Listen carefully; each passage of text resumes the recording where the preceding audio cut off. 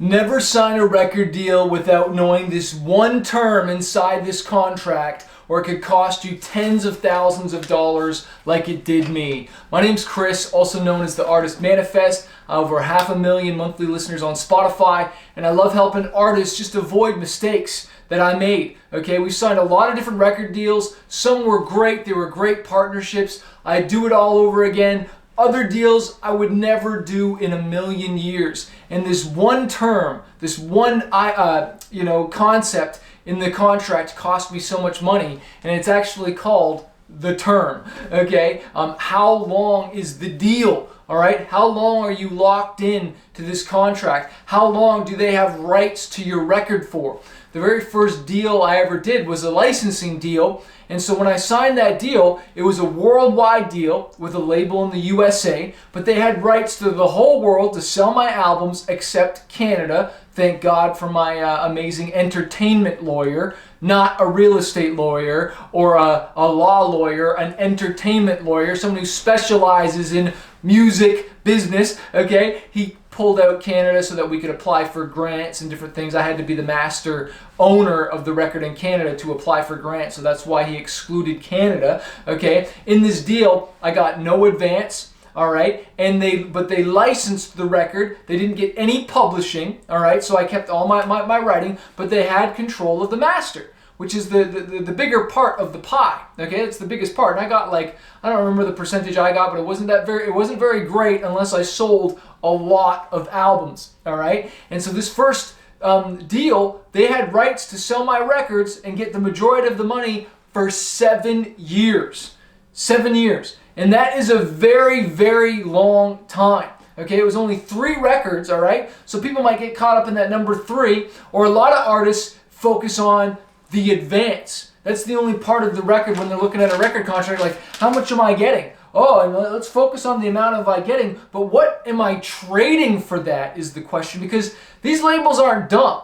One person said to me, the only thing that is for you in that contract, all those multiple pages, dozens of pages, is the advance. That's the only thing that is about you. Everything else in that contract, all those pages and pages of, nonsense, is all the stuff that you're not getting and what the label will make sure that they get. And you know what? I get it to an extent. They need to make their investment back.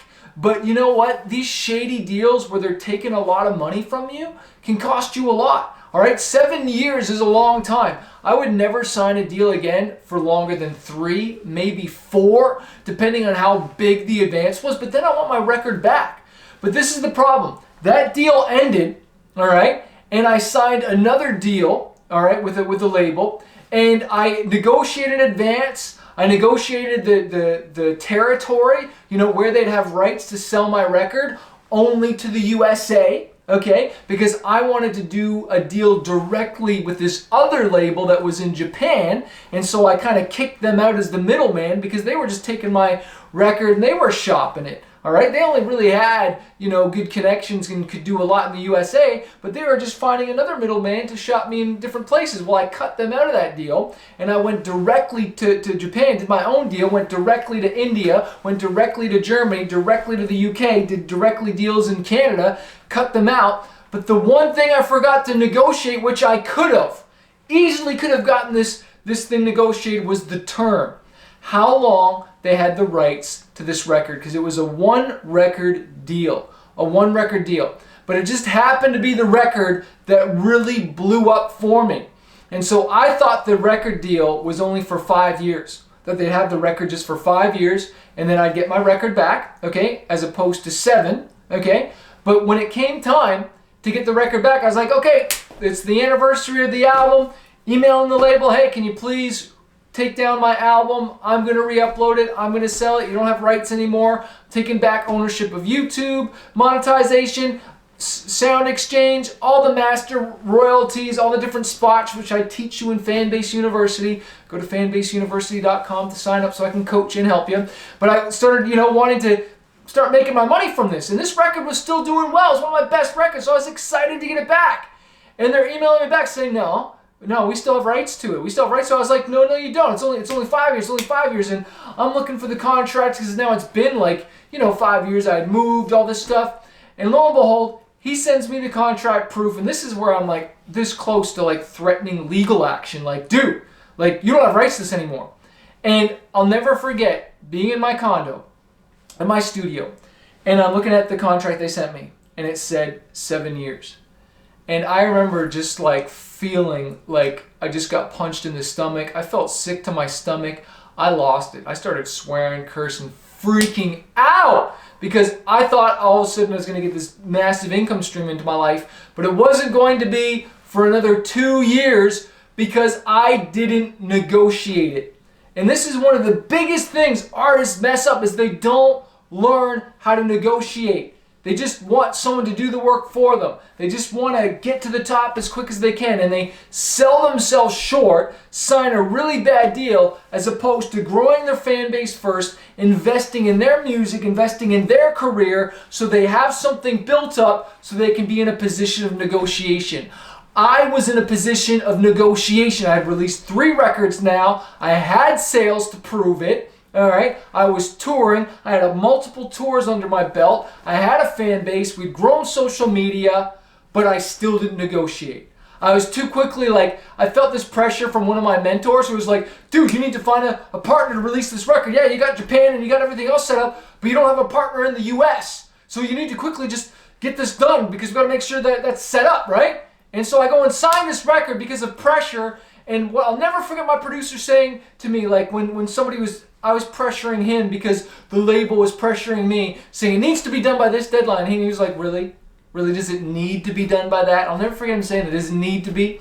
And so that's where, like, sure, I'm cool to set deadlines because it forces you to get stuff done. But sometimes people put these imaginary deadlines over you to stress you out. You make a decision quickly. The art isn't fully done. The music isn't exactly where it does, but because we have to meet this deadline. And now you've got your creation out there and it's not done. Or you sign a really bad deal because you skim over it. And then that ended up costing me tens and tens of thousands of dollars just over those short 2 years. Okay, so the small things, open big doors. Okay, so you want to be careful, slow down. Now, I am not the guy that procrastinates. I am not the guy like, oh, we need to mix it one more time or we need to make it a little bit better. I'm the guy that ships it. I'm more of the guy that like wants to move ahead and just like, okay, we got to move. I'm the guy that like wants to get stuff done. Where really sometimes I need to be slowed down. So for you that's always procrastinating and you're not taking action, that's not what I'm trying to give you a free pass to do. I want you moving forward. I want you crushing it. I just don't want you signing something that you don't know. Okay? Push back a little bit. Don't be afraid to say, hey, well, what about this? Is there something we can do here? If you don't ask, you won't receive.